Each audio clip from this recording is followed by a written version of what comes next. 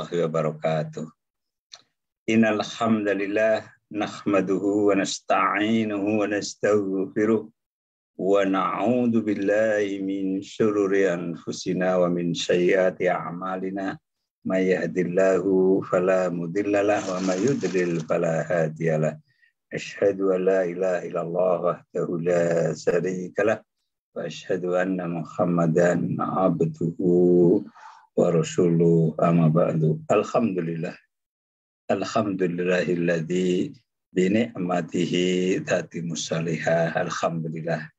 Pada petang hari Ahad ini yang berbahagia, alhamdulillah kita atas karunia dan nikmat Allah, alhamdulillah pada sore hari ini, ya, pada petang hari ini insya Allah kita akan melanjutkan kajian yang rutin ya dengan guru kita, dengan Ustadz kita, Ustadz Farik Kasim Anus Habibullah. Alhamdulillah ya, ini nikmat yang besar ya. Insya Allah kita akan melanjutkan pengajian rutin bulanan yang sempat terhenti untuk kali ini dengan mempelajari tentang pelajaran dan hikmah dari kisah Imam Nawawi rahimahullah. Masya Allah ya. Jadi saya mengajak sama semuanya, pertama kita hadirkan hati ya. Hadirkan hati kita di pengajian ini. Niatkan dengan ikhlas kita menuntut ilmu ya, yang akan menambah keimanan kita, yang memudahkan kita masuk ke dalam surga, mencontoh, meniru para ulama-ulama besar yang kita mengambil hikmah, kemudian kita berusaha mengamalkannya, dan kemudian kita juga menyebarkannya kepada keluarga-keluarga kita. Kita sampaikan kepada saudara, kepada keluarga yang tidak sempat hadir pada pengajian ini, maka saya sarankan untuk dicatat.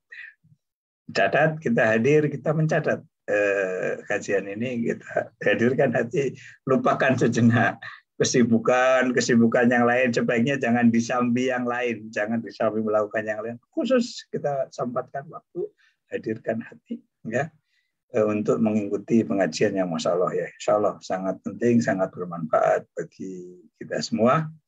Saya kira untuk mempersingkat waktu kami serahkan kepada Ustadz Farik untuk memulai pengajian ini. Tafadhol Ustadz. Baik, jazakumullah khair. Assalamualaikum warahmatullahi wabarakatuh. Innal hamdalillah nahmaduhu wa nasta'inuhu wa nastaghfiruh wa na'udzu billahi min syururi anfusina wa min sayyiati a'malina. May yahdihillahu fala mudilla lahu wa may yudlil fala hadiya lahu. Asyhadu an la ilaha illallah wahdahu la syarika lahu wa asyhadu anna Muhammadan abduhu wa rasuluh. Sebentar. Ya. Enggak ngerti ini bagaimana berubah.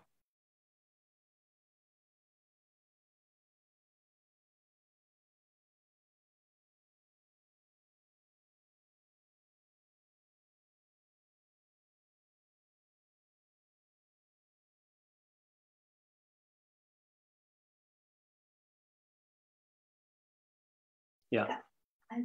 Innal hamdalillah nahmaduhu wa nasta'inuhu wa nastaghfiruh wa na'udzu billahi min syururi anfusina wa min sayyiati a'malina. May yahdihillahu fala mudilla lahu wa may yudlil fala hadiya lahu.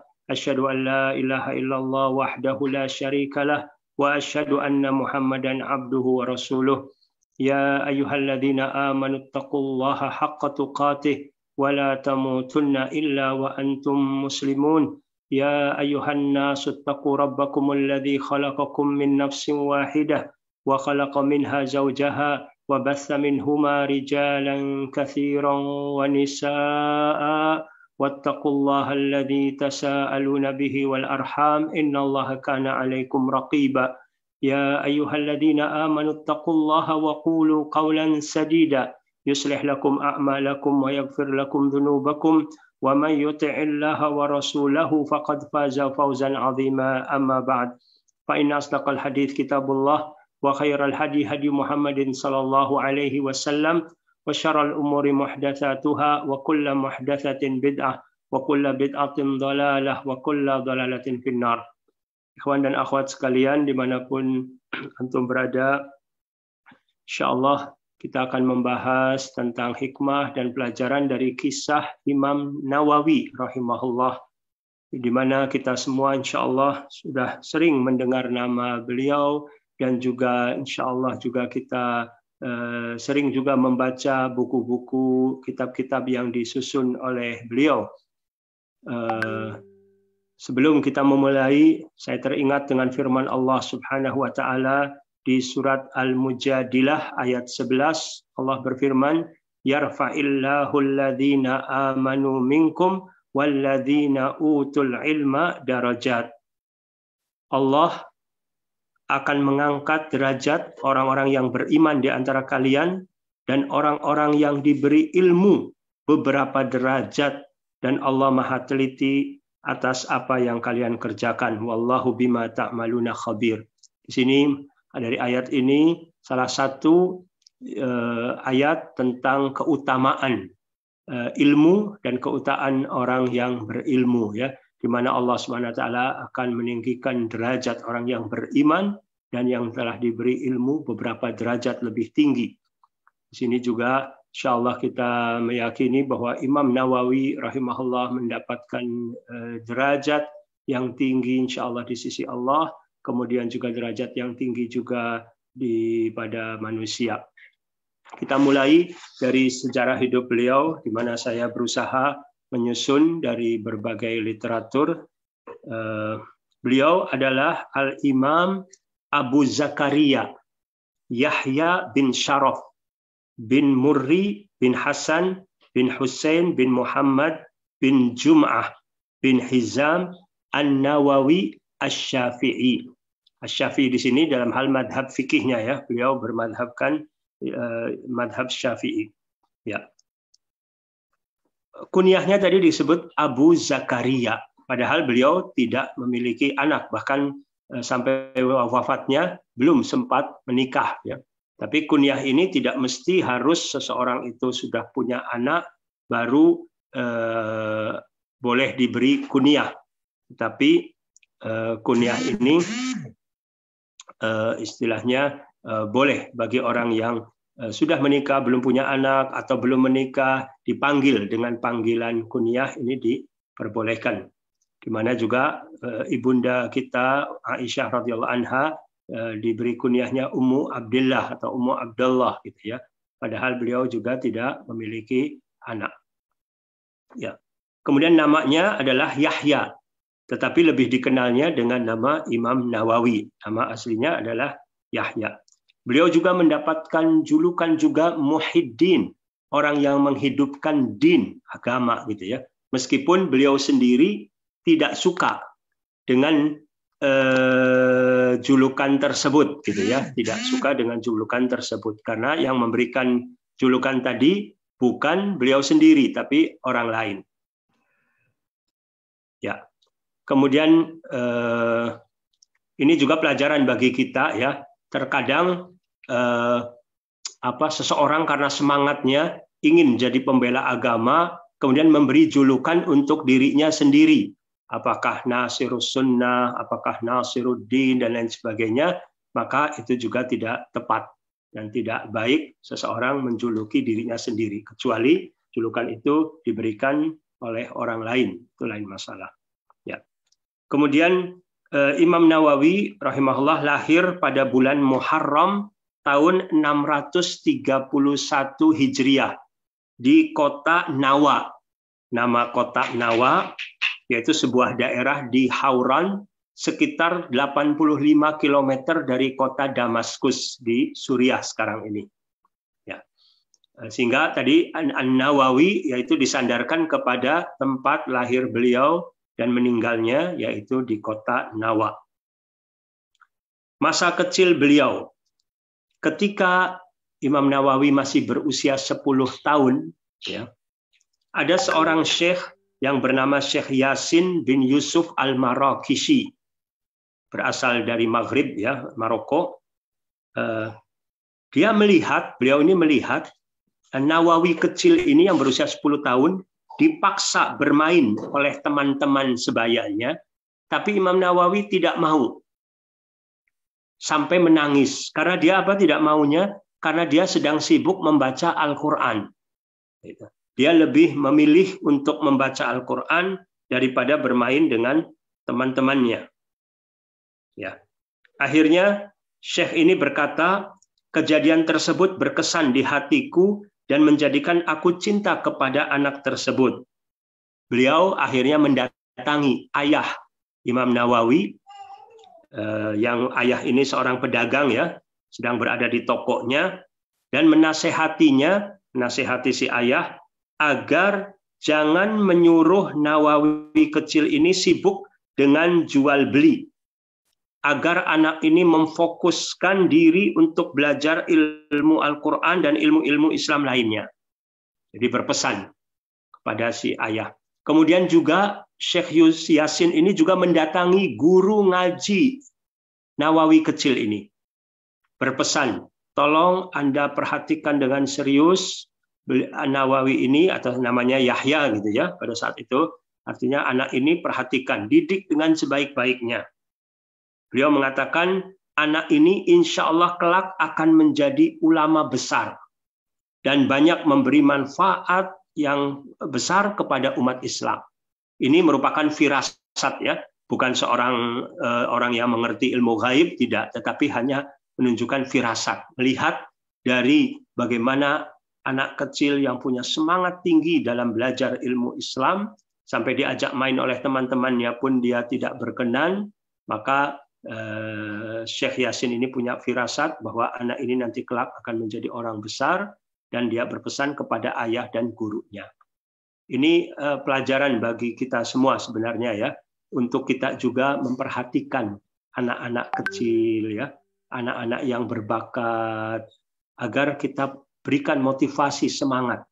Syekh Yasin ini tentu karena dia mungkin hanya lewat saja, tidak tinggal di sana ataupun bagaimana, dia tidak bisa memberikan pendidikan secara langsung, tetapi beliau berpesan untuk kepada ayah dan gurunya memberikan perhatian. Ini penting bagi kita. Artinya kadang kita tidak mampu untuk mendidik generasi yang lebih kecil tadi, ya, anak-anak kecil misalnya, tapi kita bisa berpesan kepada guru, berpesan kepada ayah, ataupun kita juga memberikan support. Misalnya kita ada kelebihan dana, bisa kita memberikan beasiswa mungkin kepada anak yatim, yang dimana anak ini punya semangat yang tinggi, yang besar dalam hal menuntut ilmu. Maka insya Allah ini akan menjadikan suatu pahala yang besar bagi kita. Ya. Saya teringat, ya, artinya misalkan saja pemain sepak bola tingkat dunia sekarang ini, itu mereka tidak menjadi pemain terkenal begitu saja tiba-tiba, tetapi mereka itu dididik sejak kecil, dilatih sejak kecil gitu, ya. Bahkan ada orang yang mencari istilahnya bibit unggul, orang-orang beranak-anak berbakat, ke kampung-kampung, ke desa-desa, dilihat dan lain sebagainya, kemudian setelah itu dilatih. Ini sekedar contoh saja, artinya ketika kita ingin mencetak generasi menjadi orang-orang yang besar, menjadi tokoh, menjadi pemimpin, maka tentu harus mendapatkan pendidikan sejak dini, sejak kecil. Ya. Kemudian Imam Nawawi rahimahullah ini berhasil menghafalkan Al-Quran 30 juz ketika usianya belum sampai balik. Kemudian Imam Nawawi bercerita tentang dirinya, ya. Ketika usiaku telah mencapai 19 tahun, ayahku membawaku ke Damaskus untuk menuntut ilmu. Aku belajar di Madrasah Rawahiyah selama kurang lebih 2 tahun di sana. Aku sedikit sekali tidur. Aku mengerahkan segala kekuatanku untuk mendalami ilmu yang diberikan di sekolah. Aku berhasil menghafal kitab At-Tanbih kurang lebih selama 4,5 bulan. Kemudian aku berhasil menghafal 1/4 dari kitab Al-Muhadzab selama 7,5 bulan. Aku belajar dalam sehari 12 pelajaran dari berbagai cabang ilmu Islam dan bahasa Arab dari banyak guru. Jadi ternyata beliau dalam seharinya mendapatkan ilmu mengikuti 12 pelajaran, 12 majelis ilmu gitu ya, luar biasa. Kemudian juga beliau mencatat setiap pelajaran yang didapat dari gurunya dan penjelasan-penjelasan dari gurunya yang belum dimengerti gitu ya. Ada salah satu gurunya bernama Abu Ibrahim Ishaq bin Ahmad bin Utsman Al-Maghribi. Beliau kagum dengan kesungguhan Imam Nawawi dalam belajar dan beliau sering mempercayakan Imam Nawawi menjadi asisten dalam majelisnya. Sehingga suka menjadi membantu juga mengulang pelajaran-pelajaran yang sudah diberikan. Tadi juga ada ucapan Imam Nawawi belajar dari banyak guru. Ini juga pelajaran bagi kita untuk kita ini banyak juga belajar dari banyak guru, tidak hanya dari satu guru misalnya ya. Nah, tentunya banyak guru yang memiliki pemahaman yang lurus, pemahaman yang benar gitu ya. Ini menunjukkan diantaranya supaya juga tidak menjadikan seseorang ini mengkultuskan seorang guru tadi kalau hanya satu misalnya ya, guru yang sangat dicintai, yang diidolakan, itu juga bisa menjadikan hal yang kurang baik. Atau bahkan akhirnya ketika hanya satu guru, kemudian dia mendapatkan juga adanya kekurangan, adanya kesalahan dari guru, seringkali juga menjadi shock, benturan ataupun pukulan yang berat bagi seorang murid, yang akhirnya dia pun akhirnya membenci guru tersebut dan akhirnya menjadi futur dan tidak mau belajar din dan seterusnya. Ini juga bisa terjadi. Ya, kemudian Imam Nawawi rahimahullah berkata, pada tahun 651 Hijriah, aku menunaikan ibadah haji bersama ayahku. Kalau tadi lahirnya 631, berangkat ibadah haji 651 ketika baru berusia 20 tahun. Ya.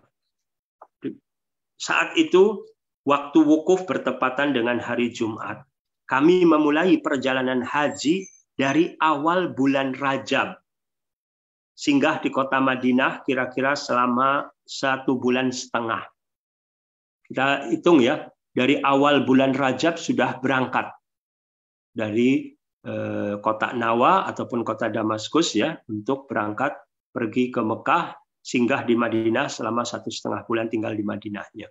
Berarti dari awal bulan Rajab, 1 bulan Rajab kita hitung, Sya'ban, Ramadan, Syawal, Dzulqa'dah, Dzulhijjah gitu ya. Kurang lebih 6 bulan gitu ya. Bahkan perjalanan pulang pun mungkin bisa sampai Muharram barangkali, sampai di kota Damaskus atau di Nawa lagi. Ini menunjukkan artinya perjalanan haji pada saat dahulu ini tidak mudah gitu ya. Kita teringat atau saya teringat ketika masih kecil, banyak jamaah haji itu yang berangkatnya naik kapal laut. Perjalanan pulang pergi bisa sampai 3 bulan. Sekarang alhamdulillah lebih sedikit ya, untuk haji reguler 40 hari, haji plus bisa 23 atau 25 hari misalnya. Ya. Sehingga banyak fasilitas-fasilitas, kemudahan-kemudahan yang kita dapatkan di masa sekarang ini yang menjadikan kita harus lebih bersyukur kepada Allah Subhanahu wa taala, tetapi kita juga mengingat tadi betapa beratnya perjalanan orang-orang dahulu, apalagi kita ingat juga ya di masa Nabi Muhammad SAW bagaimana beliau dan para sahabat menunaikan ibadah haji ya, perjalanan dari Madinah ke Mekah itu bisa kurang lebih 9 hari barangkali gitu ya. Berpakaian ihram selama 9 hari, berjalan, kemudian beristirahat di tengah perjalanan dan seterusnya. Bahkan ada juga yang melahirkan anak pada saat berihram gitu ya, sampai demikian. Ya. Kemudian setelah itu ayahnya juga bercerita, sejak kami memulai perjalanan dari desa Nawa, ya perjalanan untuk ibadah haji, pulang dulu ya Imam Nawawi ke kampungnya. Ya. Ia jatuh sakit, demam dan flu sampai waktu wukuf. Jadi sejak berangkat awal bulan Rajab sampai wukuf 9 Dzulhijjah itu sakit, selama perjalanan itu sakit. artinya demam, flu gitu ya, batuk, pilek. Ia tidak pernah sekalipun mengeluh dan tidak merintih dengan sepatah kata pun. Ini luar biasa juga ya, pelajaran bagi kita ya. Masih muda Imam Nawawi pada saat itu usia 20 tahun, tapi tidak pernah mengeluh. Ini lelahnya perjalanan, sakitnya badan dia, dan lain sebagainya. Kita teringat bagaimana Nabi Yakub alaihissalam ya, ketika menyebutkan bahwa aku mengeluhkan kesulitanku, kesedihanku kepada Allah Subhanahu wa taala. Innama ashku bathi wa huzni ilallah.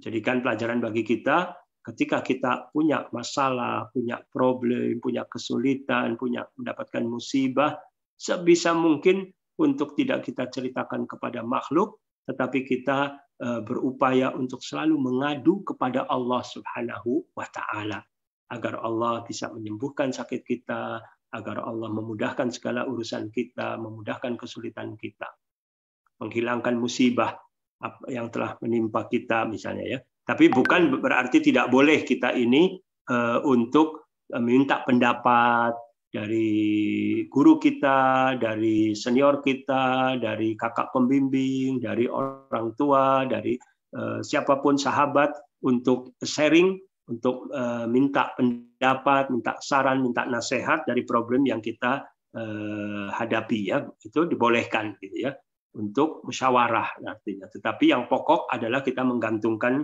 harapan kita kepada Allah Subhanahu wa taala. Ya.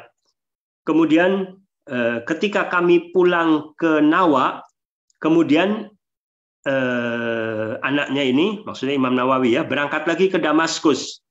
Setelah itu, kata si ayah, Allah mencurahkan ilmu kepadanya dengan berlimpah. Ia terus giat menuntut ilmu dan mengamalkannya. Jadi ayah dari Imam Nawawi memperhatikan setelah anaknya pulang haji ini luar biasa. Allah berikan tambahan ilmu yang sangat berlimpah kepada Imam Nawawi rahimahullah. Ini juga barangkali salah satu tanda dari diterimanya ibadah haji seseorang atau ibadah umrah seseorang ya. Setelah pulang dari ibadah umrah atau haji, keadaannya menjadi lebih baik daripada sebelum berangkat menunaikan ibadah umrah atau haji. Dan luar biasa, pada saat ibadah haji atau umrah juga, banyak orang yang berdoa kepada Allah SWT di tempat-tempat suci, di tempat-tempat yang mustajab tersebut, kemudian Allah kabulkan doa-doa mereka. Ada yang sebelumnya mungkin sudah nikah sekian lama, belum diberi anak, setelah pulang haji, Allah kabulkan doa mereka, kemudian Allah berikan keturunan. Dan berbagai macam lagi masalah-masalah lainnya yang kemudian Allah kabulkan setelah pulang dari ibadah umroh dan haji.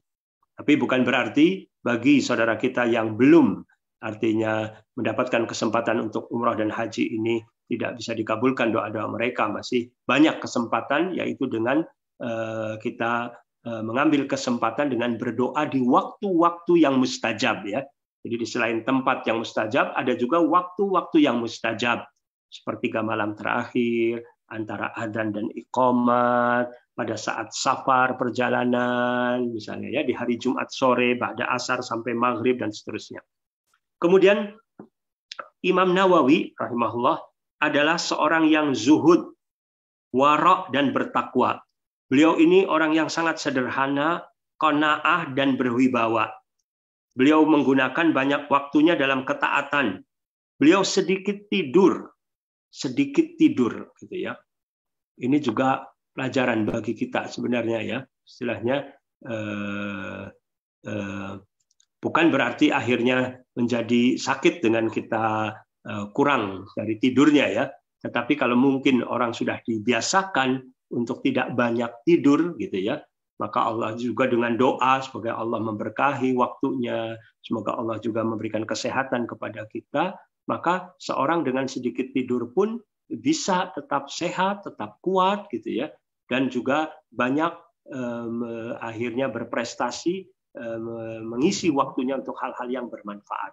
Adapun orang yang banyak tidur lebih sering akhirnya menjadi lebih malas gitu ya. Tidak, malah menyehatkan ya. Apalagi kalau tidur banyak juga di waktu pagi hari, di waktu siang hari, kebanyakan tidur. Ya. Kemudian malamnya banyak dihabiskan untuk ibadah atau menulis.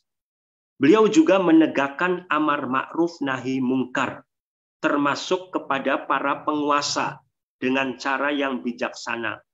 Beliau menulis surat berisi nasihat untuk gubernur, untuk raja. Pada saat Imam Nawawi rahimahullah hidup ini, ada di antara raja saat itu yang bernama Zahir atau Zahir Baibars, ya, yang menguasai Mesir dan Suriah saat itu ya, dari kerajaan Mamalik atau Mamluk gitu ya. Setelah Salahuddin Al-Ayyubi ya, setelah Daulah Al-Ayyubiyah. Ya. Ya. Kekuasaannya itu Zahir Baibars ini dari tahun 1260 Masehi sampai 1277 Masehi ya. Dalam masa hidup Zahir Baibars ini banyak melakukan peperangan dengan orang-orang kufar ya. Sering terjadi peperangan.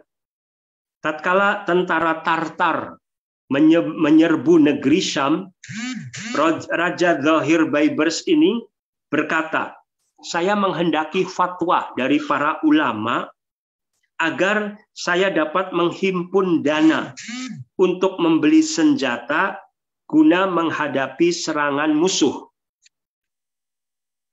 Maka seluruh ulama memberikan fatwa seperti yang diminta oleh raja, kecuali Imam Nawawi tidak memberikan fatwanya. Raja Zahir marah.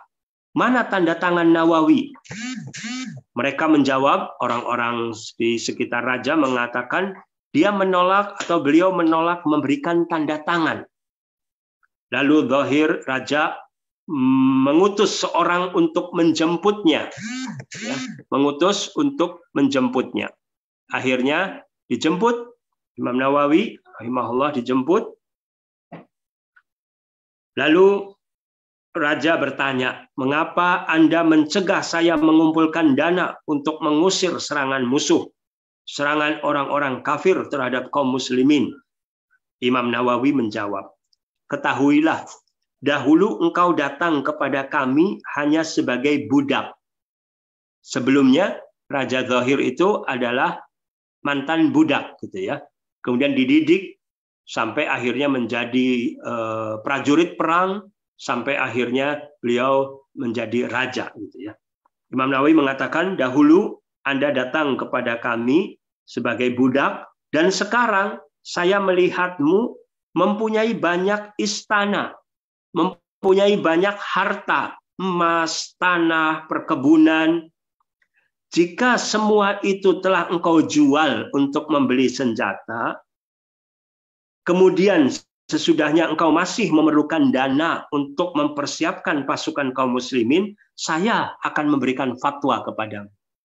Artinya Imam Nawawi menilai bahwasanya raja ini belum maksimal untuk mengeluarkan harta pribadinya, tetapi sudah meminta fatwa untuk kepada rakyat agar menghimpun dana.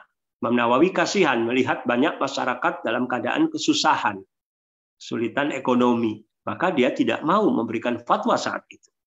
Di sini raja marah. Raja marah mengatakan pecat ia dari semua jabatannya dan cabut gajinya. Para pembantu raja mengatakan beliau tidak punya jabatan dan tidak digaji oleh negara. Kalau begitu dari mana dia makan, kata si raja. Maka pembantu raja mengatakan ayahnya yang menafkahinya. Jadi di sini menunjukkan bahwa ayahnya yang sudah dipesan oleh Syekh Yasin bin Yusuf Al-Maraqisi tadi untuk benar-benar tidak memberikan, menyuruh, tidak menjadikan Nawawi sibuk dengan jual beli. Dia ingin anaknya itu fokus dalam hal ilmu agama dan berdakwah, mengajar, sedangkan untuk biaya sehari-harinya ayahnya tetap mengirim. Gitu ya. Ini kalau memang didapatkan hal yang demikian adalah hal yang baik, gitu ya. seorang mendapatkan sponsor dari seorang ayah atau dari seorang kakak atau dari seorang paman gitu ya, atau dari orang lain istilahnya ya. Yang penting di sini sponsor tersebut benar-benar adalah orang yang beriman kepada Allah dan dia juga orang yang ikhlas, tulus dalam pemberiannya itu mengharapkan ridha Allah Subhanahu wa taala semata. Maka itu bisa saja itu diterima gitu ya, diterima. Tetapi jika ada indikasi para sponsor tersebut yang mensupport, yang memberikan dana kepada para dai, para ustadz, artinya memiliki kepentingan-kepentingan yang tidak murni di sini, adanya ambisi-ambisi yang lain, adanya interest-interest lain dan lain sebagainya yang sifatnya bersifat keduniaan, maka ini adalah berbahaya dan tidak sebaik pantasnya seorang dai, seorang ustadz juga artinya menerima support dari mereka, baik secara perorangan ataupun lembaga atau juga yang sifatnya dari suatu negara tertentu. Ya. Kemudian kita lanjutkan lagi. Sempat raja itu sebenarnya ingin membunuh Nawawi, Imam Nawawi rahimahullah ya, tapi Allah selamatkan. Sampai raja itu mengatakan, sempat mengatakan, aku ingin membunuhnya. Lalu aku melihat seperti ada macan yang akan menerkamku. Menjadikan rajanya takut dan akhirnya juga tetap timbul sifat wibawa yang ada pada Imam Nawawi tadi menjadikan raja itu segan. Akhirnya tidak membunuh dan juga tidak memenjarakan dan lain sebagainya. Walaupun tetap saja resiko dari para ulama, dari para ustadz, para dai yang melakukan amar nahi mungkar, amar ma'ruf nahi mungkar tidak lepas mendapatkan teror, kadang ya disakiti, bahkan juga mungkin bisa dipenjara dan lain sebagainya. Tapi itu sebagai suatu resiko. Di mana Allah Subhanahu wa taala berfirman di surat Al-Maidah ayat 67 ya ayyuhar rasul balligh ma unzila ilaika mir rabbik wa illam taf'al fama ballaghta risalatah wallahu ya'simuka minan nas innallaha la yahdil qaumal kafirin. Wahai rasul. Ini luar biasa ya, Allah Subhanahu wa taala. Insya Allah nanti barangkali bulan depan kita akan membahas tentang ayat ini yang berkenaan juga nanti dengan masalah Ghadir Khum ya, wasiat Nabi SAW di Ghadir Khum, di mana kaum Syiah merayakan hari raya Idul Ghadir di tanggal 18 Zulhijjah. Kita akan membahas tentang masalah ini, sebagaimana sebenarnya masalah wasiat Nabi SAW di Ghadir Khum, bahwasanya wasiat Nabi SAW di Ghadir Khum ini bukan berisikan suksesi kepemimpinan Ali bin Abi Thalib radhiyallahu anhu sebagai khalifah pasca wafat Rasulullah Shallallahu Alaihi Wasallam. Ya, di sini Allah memerintahkan kepada Nabi SAW, sampaikan apa yang diturunkan kepada engkau dari Rabbmu. Kalau engkau tidak menyampaikan, maka engkau tidak menyampaikan risalahnya. Jadi dalam hal ini tidak boleh ada yang disembunyikan oleh ahli ilmu, termasuk ya sebagai pewaris para nabi, untuk tidak boleh menyembunyikan ilmu yang telah diberikan oleh Allah SWT kepadanya, kemudian disembunyikannya. Karenanya adanya rasa kekhawatiran, rasa ketakutan, dan lain sebagainya, akhirnya menyembunyikan ilmu. Itu tidak boleh sebagai bentuk pengkhianatan. Tetapi kita harus menyampaikan ilmu yang sudah memang bisa kita ketahui untuk kita sampaikan, yang hak kita harus sampaikan. Adapun nanti ada caranya, ada metodenya, ada adabnya dan lain sebagainya, itu masalah lain. Termasuk Imam Nawawi rahimahullah ini luar biasa. Kalau kita pelajari sejarah hidup beliau, bagaimana surat-surat yang disampaikannya kepada gubernur, kepada raja, itu luar biasa, bahasanya santun. Di awalnya dia mungkin beri doa kebaikan, tapi setelah itunya beri nasihat-nasihat yang bahasanya luar biasa santun. Di sini menunjukkan tidak membiarkan kemungkaran-kemungkaran itu terjadi, tetapi menyampaikannya dengan adab, misalnya diantaranya melalui surat, karena tidak memungkinkan untuk bertemu langsung, misalnya ya, maka melalui surat. Sini menunjukkan bahwasanya kita harus punya tetap semangat amar ma'ruf nahi mungkar kepada siapapun.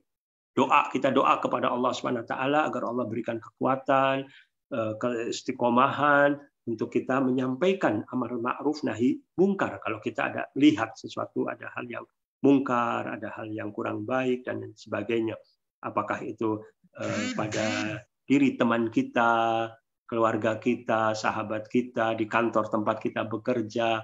Yang penting kita lihat caranya untuk menyampaikannya, misalnya secara empat mata. Kemudian kita juga muqaddimah dulu, memberikan hal-hal yang baik dulu kepadanya, misalnya berupa pujian yang memang patut dipuji, kemudian doa. Tapi setelah itu baru kita sampaikan dengan bahasa yang santun, bukan kita merasa lebih baik dari orang yang dinasihati.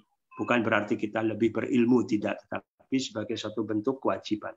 Ini yang dilakukan oleh Imam Nawawi rahimahullah, luar biasa.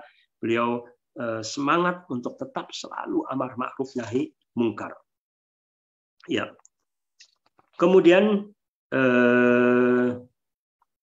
ada lagi sifat lainnya lagi, ya, bahwasanya Imam Nawawi ini orang yang wara, yang zuhud, ya.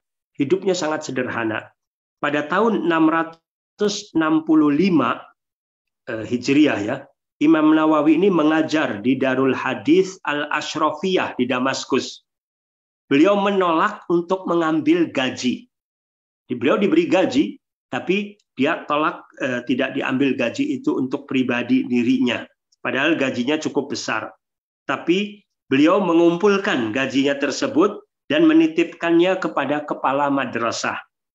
Setiap mendapatkan jatah tahunannya, beliau membeli sebidang tanah, kemudian mewakafkannya kepada Darul Hadis, atau membeli beberapa kitab, kemudian mewakafkannya ke perpustakaan madrasah. Ini juga satu pelajaran bagi kita, ya. Padahal Imam Nawawi rahimahullah orang yang hidupnya pas-pasan, tapi punya semangat untuk memiliki wakaf, ya. Dari sebagian rezeki yang Allah berikan kepadanya, dia sisihkan untuk wakaf, gitu ya. Wakaf dalam bentuk bangunan ataupun wakaf dalam bentuk kitab, gitu ya. Ataupun mungkin wakaf mushaf Al-Qur'an dan seterusnya. Ini juga pelajaran bagi kita juga. Bagaimana supaya kita ini mempersiapkan seandainya kita sudah datang ajal kita ini, kita tetap mempunyai amalan-amalan soleh yang pahalanya terus mengalir. Tidak berhenti dengan kematian kita, tapi terus mengalir. Maka itu perlu dipikirkan, ya. Dipikirkan harus lebih dipikirkan daripada memikirkan bagaimana kita bisa mendapatkan uang lebih banyak di masa hidup kita, gitu ya. Tetapi yang harus lebih dipikirkan bagaimana pahala kita tetap mengalir setelah kita meninggal dunia. Apa bentuknya macam-macam, gitu ya. Artinya apakah kita punya kegiatan-kegiatan di luar pekerjaan kita, ya, baik itu ilmu, apakah itu dari sisi materi, pemikiran dan lain sebagainya yang memberikan manfaat kepada masyarakat. Ya, beliau juga tidak pernah mau menerima hadiah atau pemberian kecuali bila memang sangat memerlukannya, dan ini pun dengan syarat, yaitu orang yang membawanya haruslah sosok yang sudah beliau percayai dalam hal agamanya. Artinya kalau dia khawatir sumber dari pemberian tadi adalah dari harta yang syubhat, maka beliau tidak menerimanya, gitu ya. Apakah mungkin menerima tapi dia tidak memakannya, diberikannya pada orang lain misalnya, bukan berarti haram, tetapi karena kehati-hatian, tidak ingin adanya barang makanan yang masuk ke perutnya dari sumber-sumber yang syubhat, dari yang haram, gitu ya, khawatir. Maka dia sangat hati-hati sekali. Gitu. Kemudian ya,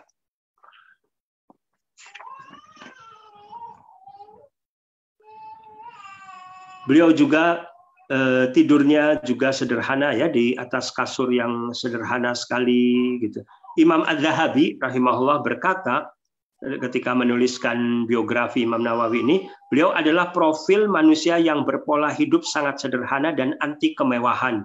Beliau adalah sosok manusia yang bertakwa, qanaah, wara', selalu merasa diawasi Allah baik di saat sepi maupun ramai. Beliau tidak menyukai kesenangan pribadi seperti berpakaian indah, makan minum lezat, dan tampil mentereng.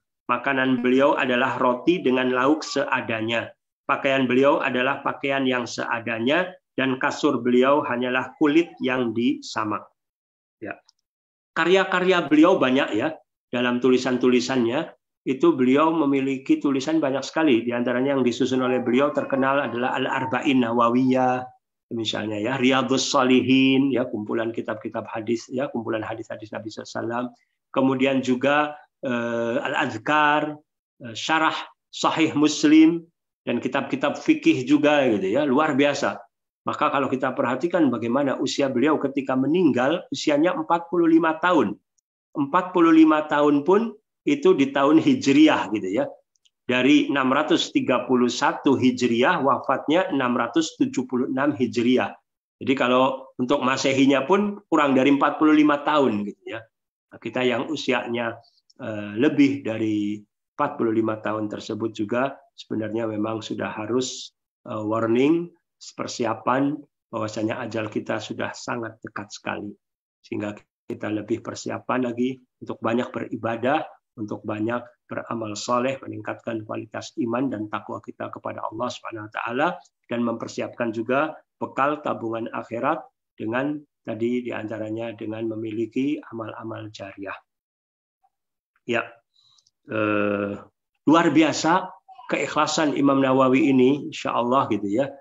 Di antaranya menjadi sebab beliau itu diterima oleh kaum muslimin di seluruh dunia, yang kitab-kitabnya selalu dibaca oleh kaum muslimin di seluruh dunia sejak lebih dari 700 tahun lebih gitu ya. Sejak beliau wafat ini sampai sekarang ini sudah 700 tahun lebih. Tetapi karya-karyanya, kitab-kitabnya masih tetap dicetak sampai sekarang ini dan dibaca. Bahkan ada juga yang disyarah dan lain sebagainya gitu ya. Ini luar biasa ya. Kemudian juga wafat beliau di tahun 676 Hijriah ketika berusia 45 tahun. Beliau belum sempat menikah ya dalam hal ini. Kemudian pada saat itu Imam Nawawi kembali ke kampung halamannya setelah mengembalikan buku-buku yang dipinjamnya dari Badan Urusan Wakaf di Damaskus.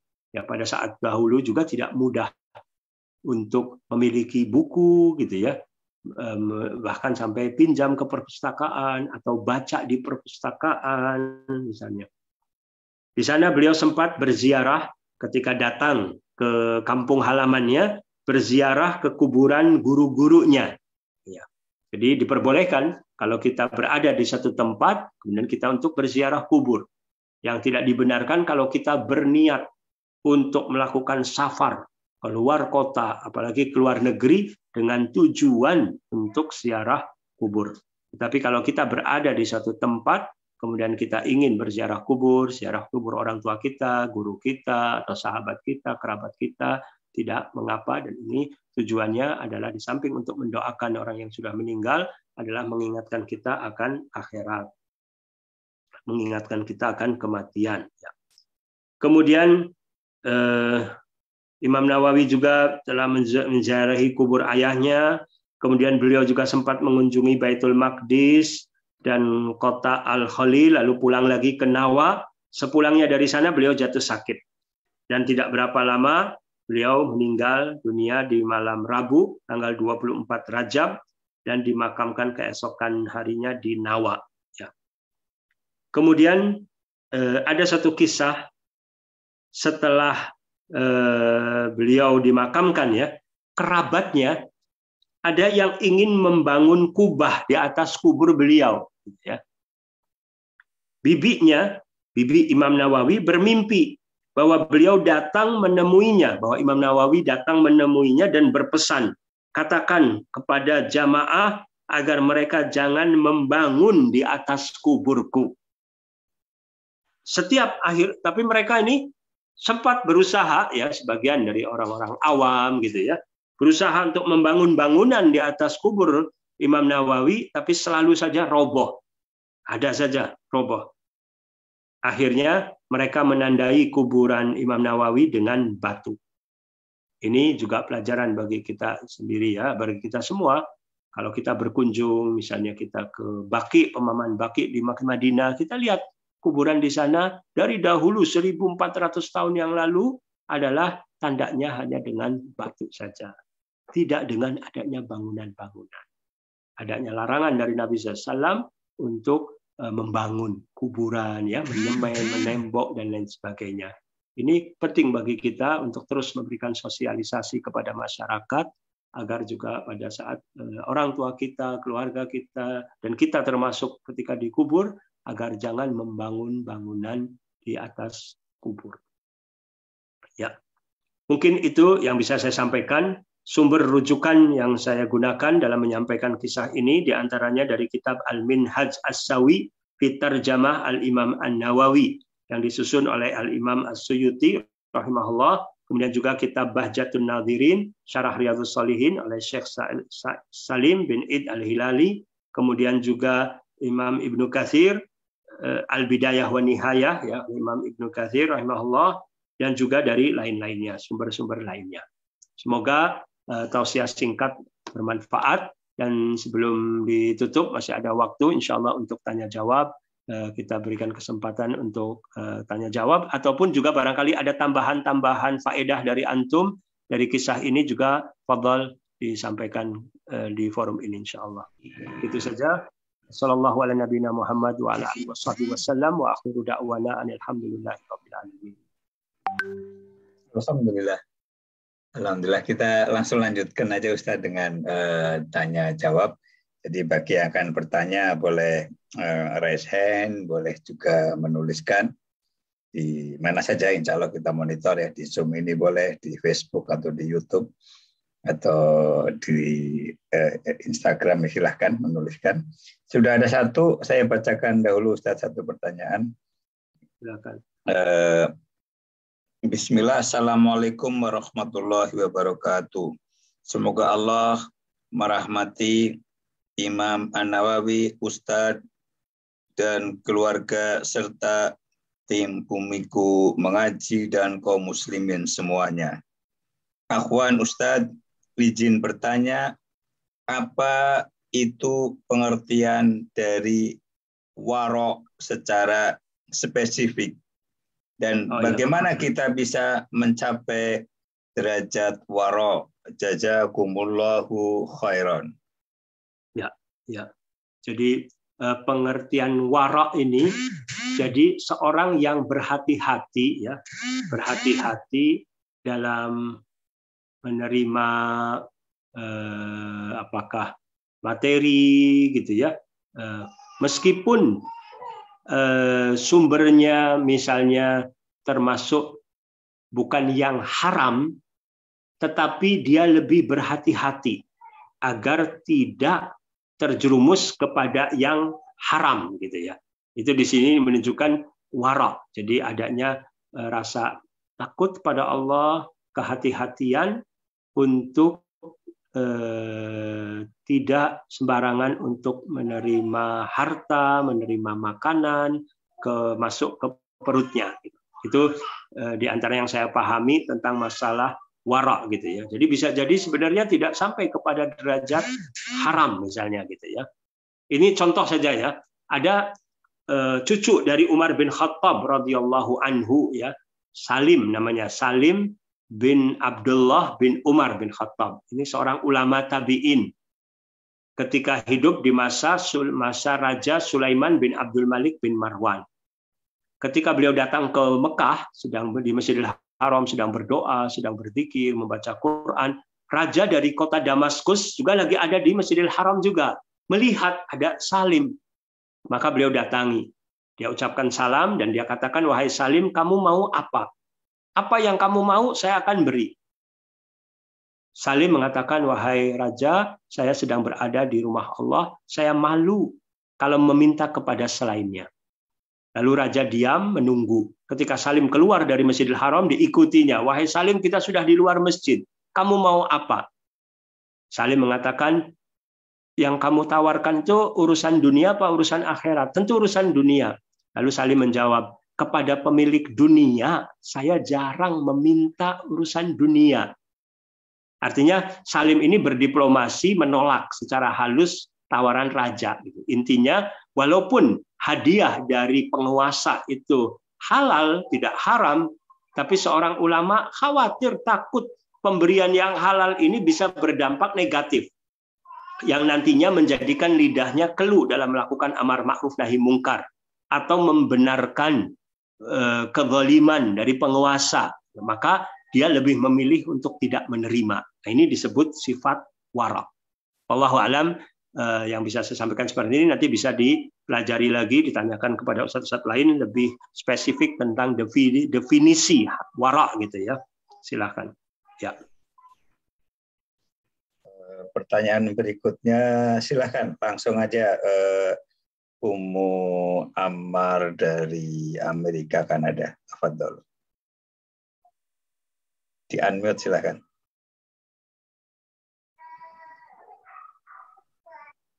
Audionya langsung bertanya boleh.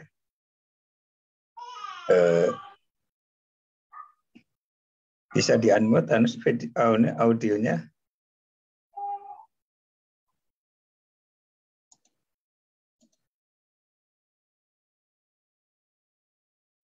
Baik, kalau gitu saya kira mungkin, atau silahkan juga, atau silahkan Syekh Emil dari Uni Emirat kalau mau bertanya, kalau bisa di unmute silahkan.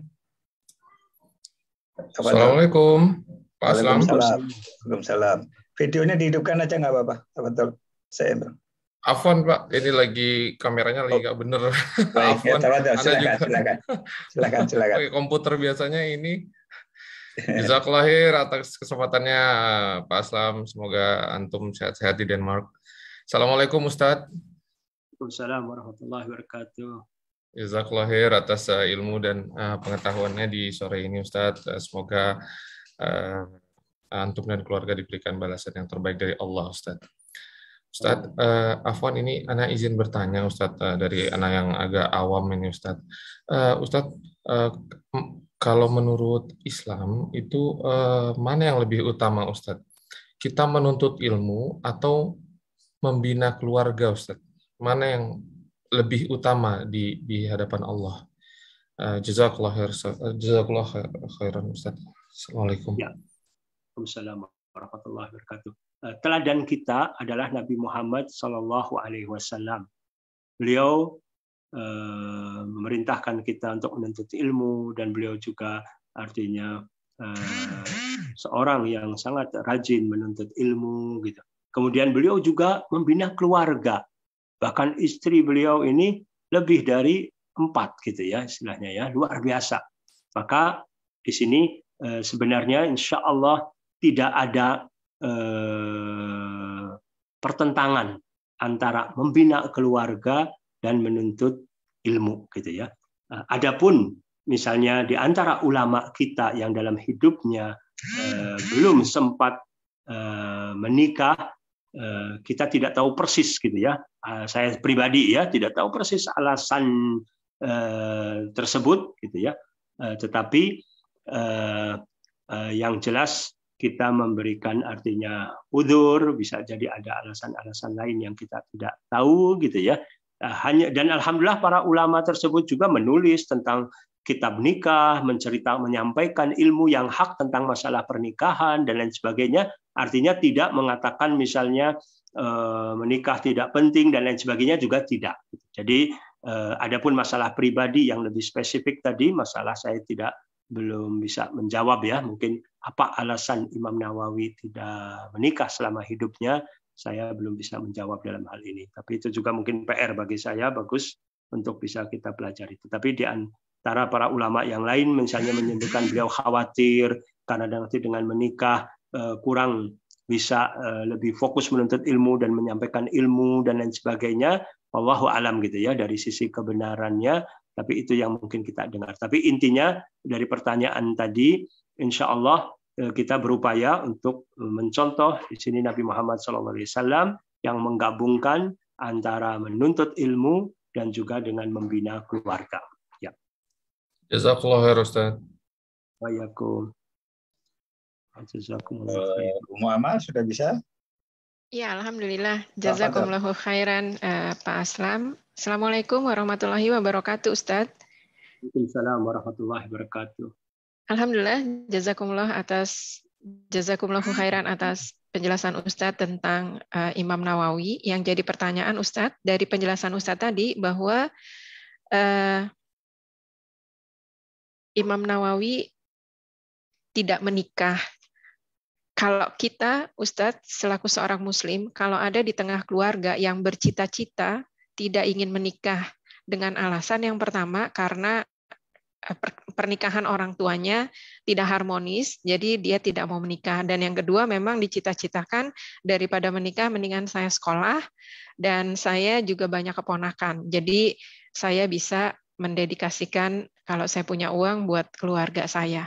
Apakah itu diperbolehkan, Ustadz? Jazakumullahu khairan. Ya. Jadi saya tidak sependapat dengan alasan ya sebagian orang yang tadi tidak mau menikahnya, diantaranya tadi mungkin bisa karena ingin merawat orang tua, ingin mengkonsentrasi dan lain sebagainya, dan pernah punya mungkin juga trauma dari masa latar belakang dari orang tuanya yang tidak berhasil membina rumah tangga. Gitu. Jadi jangan sampai kita di sini menolak untuk menikah, tetapi karena menikah ini juga sunatullah dan sunnahnya Nabi Shallallahu Alaihi Wasallam ya. Artinya Nabi SAW mengatakan in an-nikah sunnati gitu kan, sunnahku gitu. Jadi apa ya? Termasuk satu kebutuhan yang manusiawi yang khawatir kalau sampai ketika tidak dipenuhi justru kita malah terjerumus kepada maksiat dan dosa yang lainnya. Itu saja. Jadi adapun kita lebih selektif memilih nanti calon pasangan hidup kita misalnya, kemudian juga kita banyak berdoa dan lain sebagainya, dan kita nanti juga menghadapi berbagai masalah dalam rumah tangga, bagaimana kita bisa berusaha memanage dan lain sebagainya, itu yang perlu terus kita berdoa dan berusaha. Jadi jangan sampai tadi dari awalnya sudah kita menolak dulu, itu saya tidak sependapat, gitu, tidak setuju dengan hal tersebut. Gitu. Ya. Masih boleh satu lagi, Ustadz, Pak Aslam? Ya, Ustadz tadi menjelaskan tentang zuhudnya Imam Nawawi yang sedikit tidur, kemudian banyak menginfakkan hartanya untuk kepentingan umat yang lebih besar. Dan Ustadz, kalau ini contohnya ada orang yang memang sering membeli buku-buku banyak untuk agama, tapi giliran untuk keluarga, istri itu pelit sekali Ustadz, sehingga untuk makan sepertinya selalu diingatkan qanaah dan qanaah. Jadi bagaimana nasihat Ustadz seperti ini Ustadz? Jazakumullahu khairan. Ya. Nabi SAW bersabda khairukum khairukum li ahlihi. Sebaik-baik kalian adalah yang terbaik untuk keluarganya, gitu ya. Kemudian Allah perintahkan juga kepada suami wa ashiruhunna bil ma'ruf, pergaulilah istri dengan baik. Di antaranya dengan baik adalah memberikan kecukupan kepada apa yang dibutuhkan ya. Tidak berlebih-lebihan tapi juga tidak bakhil gitu ya.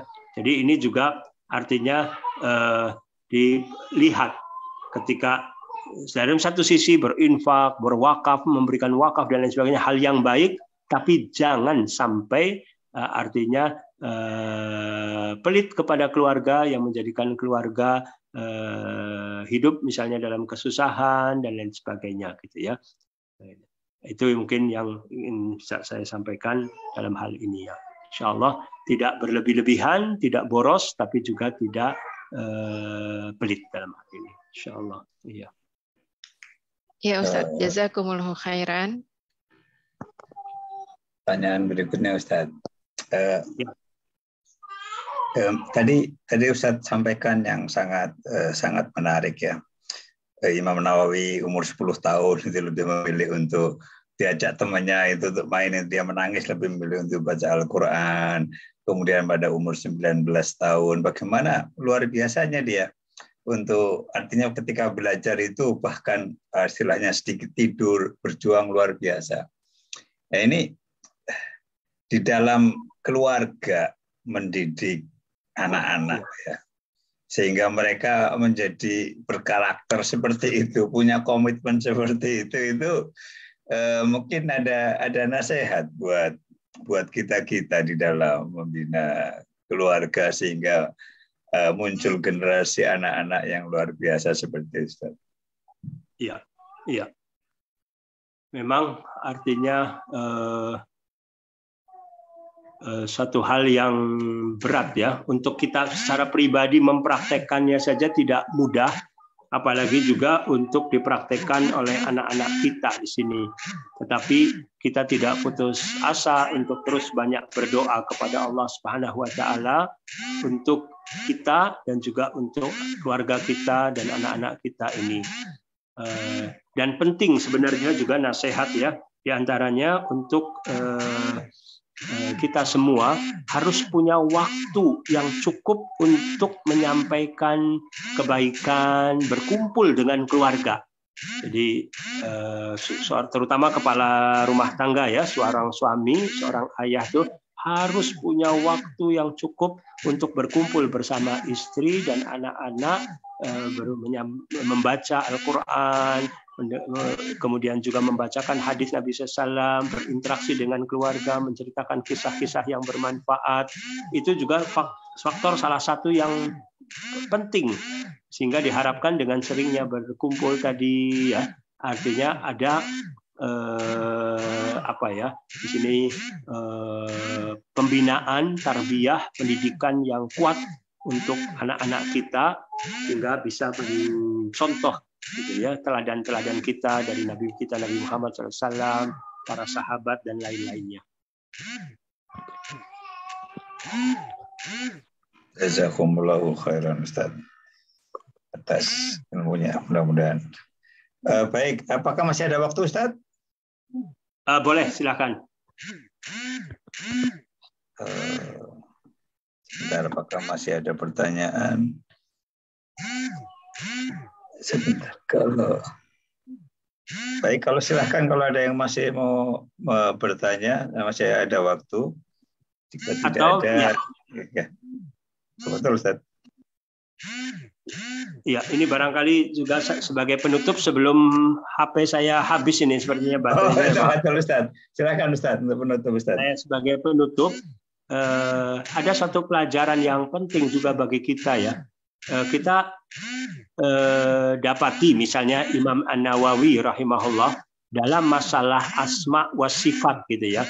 Kita dapati beliau mentakwil beberapa sifat-sifat Allah gitu ya. Yang kita dapati dari para ulama kita bahwasanya manhaj yang lurus, yang benar dalam masalah ayat-ayat sifat ini tidak kita takwilkan, tapi kita mengartikannya, memahaminya sesuai dengan arti yang sebenarnya gitu ya, seperti tangan Allah misalnya dan seterusnya. Tetapi tidak ada di antara ulama kita Ahlus Sunnah yang menganggap bahwa Imam Nawawi ini sebagai ahli bid'ah atau orang-orang yang sesat. Sama sekali mereka menganggap Imam Nawawi adalah ulama Ahlus Sunnah. Ini satu pelajaran yang pernah saya dapatkan juga dari Syekh Muhammad Nasiruddin Al-Albani dalam ceramahnya di kaset ya. Beliau mengatakan tidak setiap orang yang terjerumus kepada bid'ah itu berarti dikatakan sebagai ahli bid'ah gitu ya. Jadi ada seseorang ini secara manhaj, secara keseluruhannya adalah manhaj yang benar, lurus gitu. Tetapi dalam satu hal tertentu ada yang tergelincir gitu. Maka yang tergelincir ini tidak menjadikan seseorang itu dikatakan sesat atau menyimpang gitu. Tidak.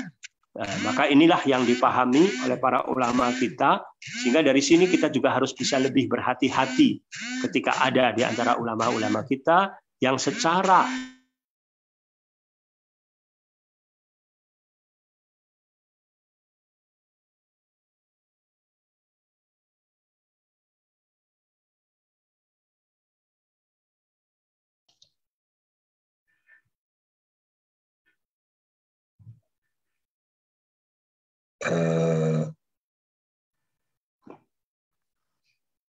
para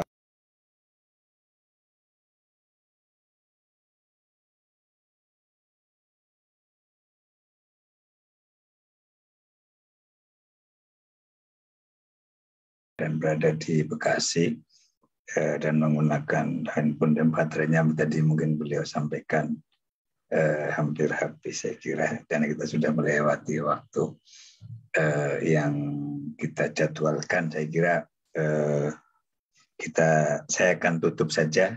Sebelum saya tutup, saya akan sedikit meresum ya, saya catatan pengajian ini, saya kira mudah-mudahan bermanfaat dari kita semua ya. Saya akan bacakan sebelum kita tutup, saya akan meresum bahwa masalah ini kisah tentang Imam Nawawi. Kita tahu semua Imam Nawawi salah satu ulama besar dengan begitu banyak karya buku-bukunya.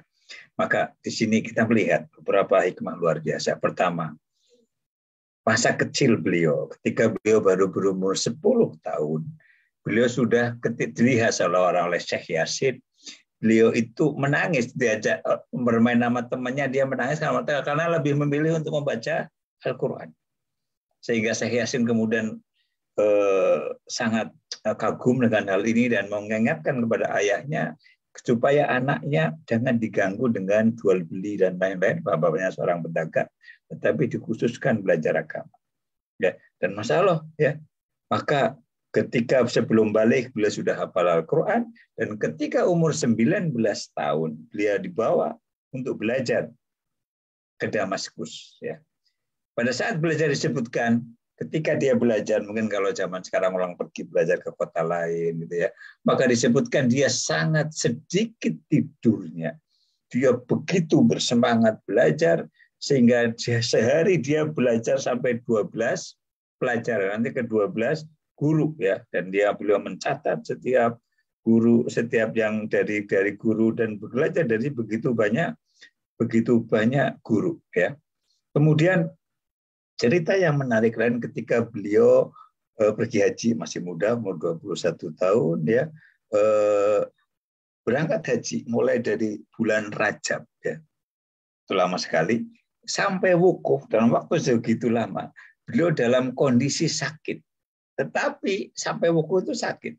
Tetapi dalam kondisi sakit tersebut dia tidak pernah mengeluh sedikit pun, satu kata pun. Ya. Jadi ini dinasihat dari Ustadz menyampaikan, sebaiknya kalau kita punya lebih baik banyak mengeluh kepada Allah ya, bukan banyak mengeluh kepada manusia. Dan diceritakan sepulang haji beliau, maka setelah itu tambahan ilmunya melimpah luar biasa. Inilah salah satu barokahnya orang pergi haji, kemudian pergi umroh ya, seperti itu. Kemudian disebutkan hal yang menarik dari kisah Imam Nawawi adalah beliau melakukan nahi mungkar. Ketika raja memerintahkan semua orang membuat fatwa untuk mengumpulkan dana buat perang, maka beliau tidak mau melakukannya, tetapi mengingatkan raja bahwa karena raja dulunya adalah seorang budak yang kemudian menjadi kaya raya, maka Imam Nawawi mengatakan, kau serahkan, gunakan seluruh hartamu dulu baru meminta dari rakyat, walaupun itu berisiko ya, tapi dia melakukannya. Jadi ini dan juga zuhudnya beliau, gaji tidak mau menerima, gajinya dikumpulkan, dan hartanya yang sedikit itu dia gunakan untuk supaya ada jadi harta wakaf ya, harta wakaf dalam bentuk tanah ataupun dalam bentuk buku-buku. Masya Allah. Jadi ini luar biasa dari Imam Nawawi rahimahullah ya. Mudah-mudahan kita bisa mengambil manfaatnya, kita bisa mengambil pelajaran dan bisa menjadi contoh ya buat kita semuanya. Saya kira itu mudah-mudahan bermanfaat. Jika ada hal-hal yang kurang berkenan, yang saya sebagai moderator mohon dimaafkan. Saya kira kita akhiri saja kajian malam hari ini. Terima kasih semua atas kehadirannya. Kita tutup dengan membaca doa kafaratul majlis. Subhanakallahumma wa bihamdika asyhadu an la ilaha illa anta astaghfiruka wa atubu ilaik. Wassalamualaikum warahmatullahi wabarakatuh. Waalaikumsalam warahmatullahi wabarakatuh. Jazakallahu khair, Syekh.